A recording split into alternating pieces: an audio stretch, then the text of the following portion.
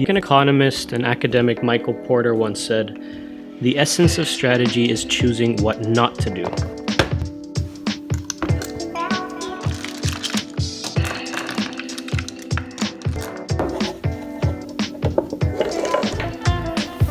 Strategy is about making choices, trade-offs. It's about deliberately choosing to be different.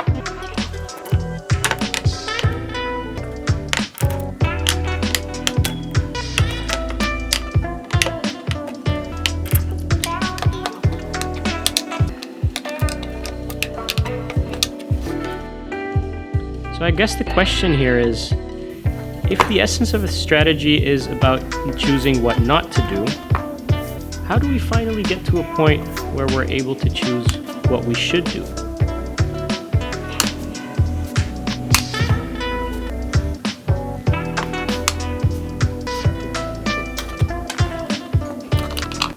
Playing chess alone is boring.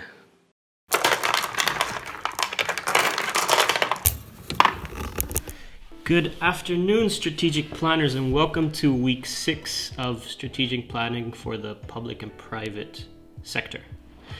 My name is Titus Vanderspeck. You've seen me in week 3. I did a lecture then.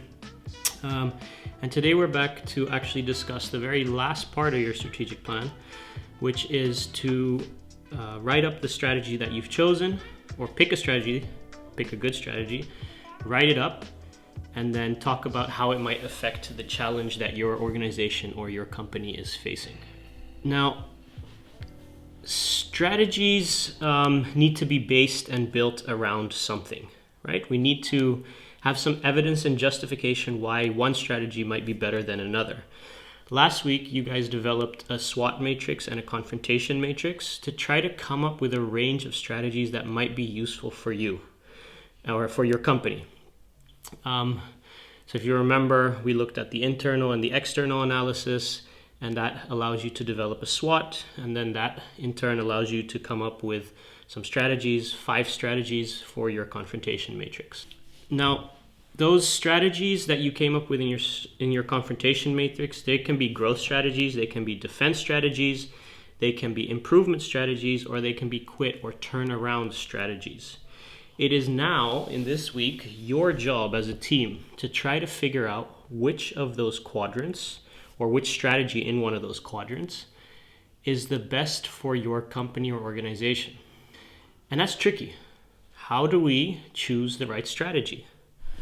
So I just had to put Nora to bed and take a break for a second. And it got me thinking, maybe it's actually nice to hear from someone who's a real practitioner, someone who makes strategies, what they think makes a good strategy. So I thought of a friend of mine who's actually a director at an incubation center. An incubator or an incubation center is a place where companies come, especially young companies, come to develop better strategies. And I thought, let's call him up and see what he thinks. What makes a good strategy?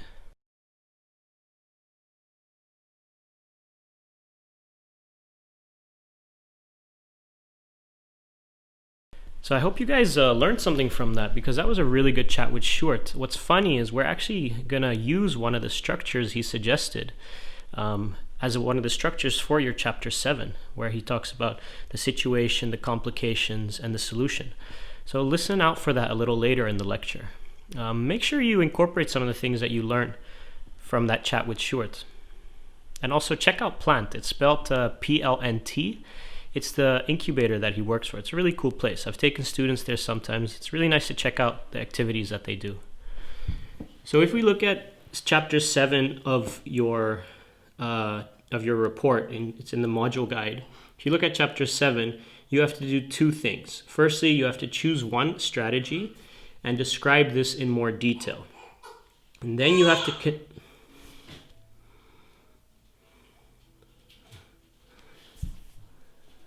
but before we go on to strategy building, I want to show you something.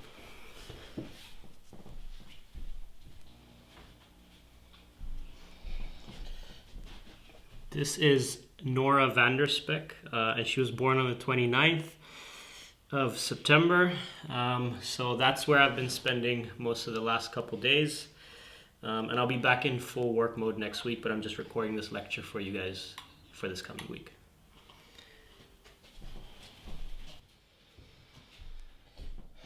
All right, back to the lecture.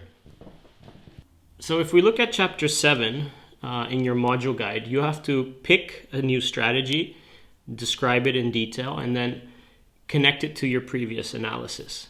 So the first step we have to do really is to pick one of the strategies. Now, how do you pick a strategy? What is the best strategy? You can't just randomly pick one that you think might be good. You have to base this on something. So firstly, what I want you to think about when picking a strategy is, 1, how does this particular strategy from your confrontation matrix help to solve your organizational challenge? Does it actually solve that challenge, or does it solve another challenge? So that's one thing to think about. 2, how can you optimally make use of the strengths and weaknesses and opportunities and threats that you've identified through your external and internal analysis? And how can you mix those up most effectively and most usefully for the organization or the company, right? So I want you to look for opportunities here, opportunities that really exist, or strengths that the company hasn't capitalized on strong enough, or a weakness that they just have not addressed yet. That's where this little golden gem, the best strategy, may lie. So you need to think about that. Third, you also need to think about whether you can actually make this strategy work, or if the company or organization can actually make this strategy work. What would it take for them to make this strategy work? How big of an investment in terms of resources, knowledge, finance does this strategy require? And is that feasible for the company that you're working on?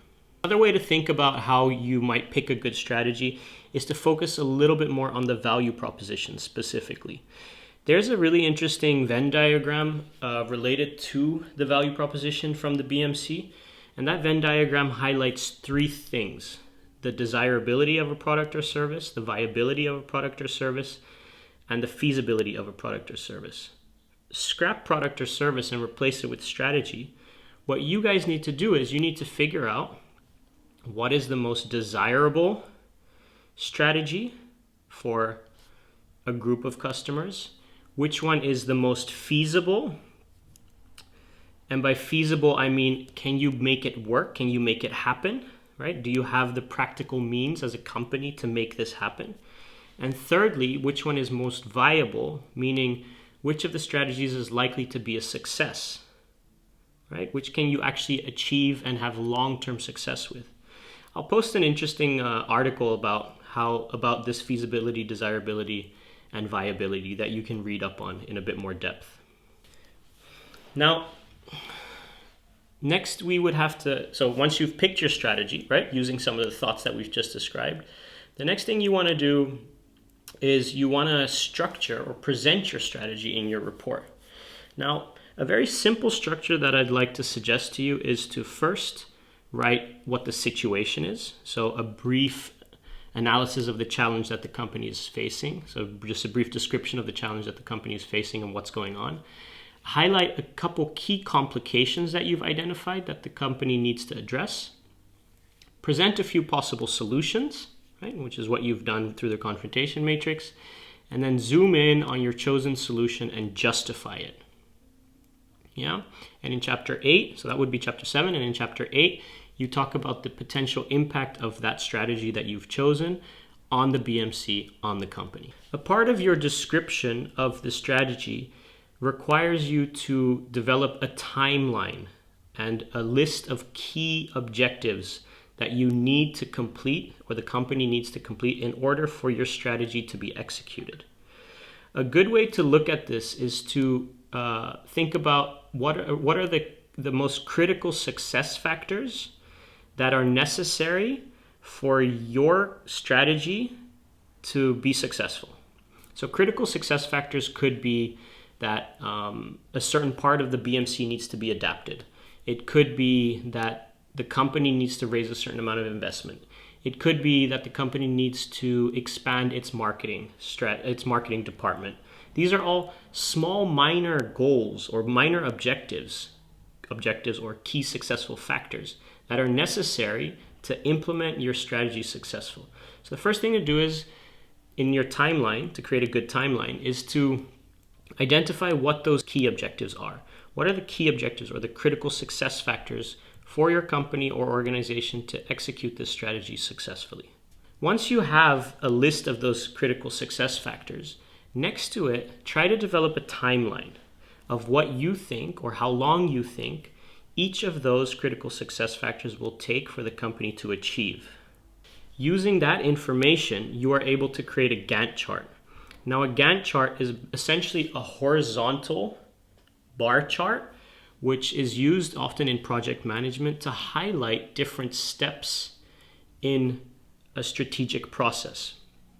I suggest that you Google Gantt charts, and you'll find a lot of information on how they look. They're quite simple to make.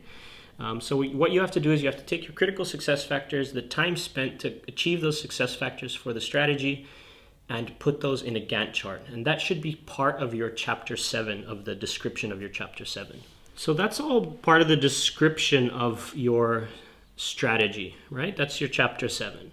But after that, you need to move on to chapter 8, which is the conclusion of your report. Now, instead of just writing a random conclusion, we want you to be very specific about what you write here. So firstly, you need to reflect on how the strategy that you've selected will impact the challenge that you're tackling.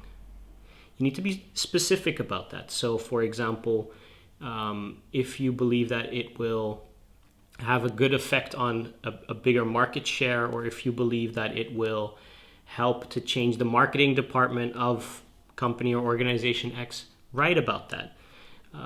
What you also need to write about is what the positive and negative effects are of the fact that you're implementing this strategy on your BMC, right? So for example, if you're working on an NGO case and you're suggesting that NGO X needs to have a social media strategy in place, and they don't have a good marketing department currently in their BMC, then an addition to the BMC would be that you need to have a marketing department, right? And the channels, if you look at the BMC, the channels of providing the value proposition, those channels will change as well. And that might have an effect on the financial structures as well. So consider that. What are the effects of the fact that you want to implement this strategy? What are the effects of that on your BMC?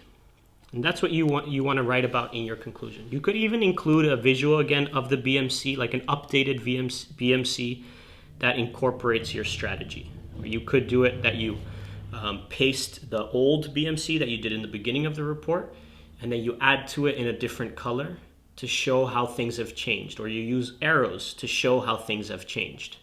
And to be honest, that's really all that it takes to write chapter 7 and 8. I'm going to give you a couple tips here while you're writing these chapters to remember and to keep in the back of your mind. Tip number 1 is very important.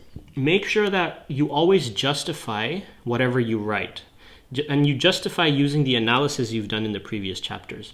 So instead of just saying company X is going to get a market share in this demographic, say why. What information did you include in the external analysis that helps you believe that that's a good choice? So always reflect back, always justify why you've chosen this strategy or this critical success factor over another. So that's tip 1.